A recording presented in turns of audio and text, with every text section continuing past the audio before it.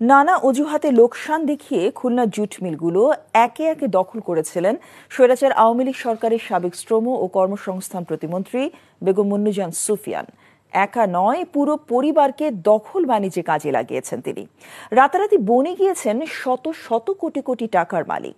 এছাড়া হাজারো একর জমি দখল, নিয়োগ বাণিজ্য টেন্ডার সহ আরো নানা অভিযোগ তার বিরুদ্ধে। 5 আগস্টের পর আত্মগোপনে চলে গেলে অনেক ব্যবসায়ী ফিরে পেয়েছেন তাদের মিল জমি জমা। আজিজুল ইসলামের ক্যামেরায় খুলনা থেকে মোহাম্মদ আবু তৈয়বের পাঠানো রিপোর্ট।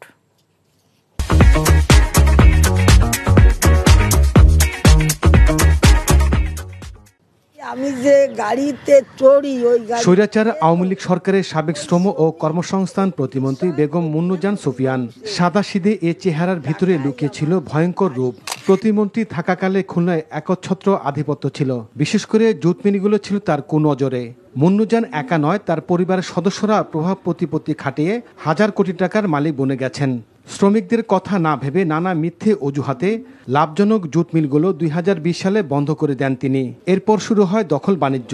অভিযোগ আছে শ্রম প্রতিমন্ত্রীর ভাই শাহাবুদ্দিন, তার মেয়ে শামীমা সুলতানা, বোনের ছেলে ইয়াসিন সহ পরিবারের সদস্যরা কয়েকটি বেসরকারি পাটকল দখল করে নেয়। তার বিপুল সম্পত্তির খোঁজ পাওয়ার পর অনুসন্ধানে নামে দুদক। মুন্নুজান সুফিয়ান যেহেতু দখল করে আছে, তার একটা ক্ষমতা আছে।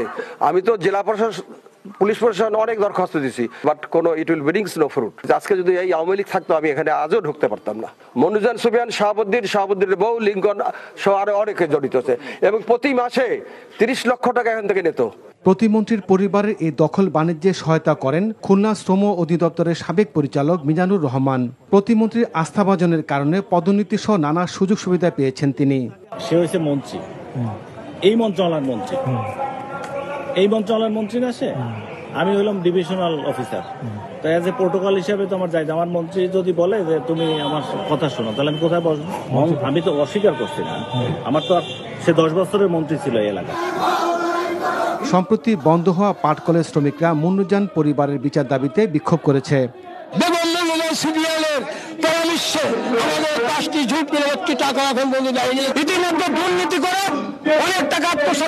আমাদের জোর করে মিল বন্ধ করে আমাদের বকেয়া দেয়। স্বৈরাচার সরকারের পতনের পর বেগম মুন্নুজান সুফিয়ান, তার পরিবারের সদস্যরা আত্মগোপনে রয়েছেন। NTV news desk.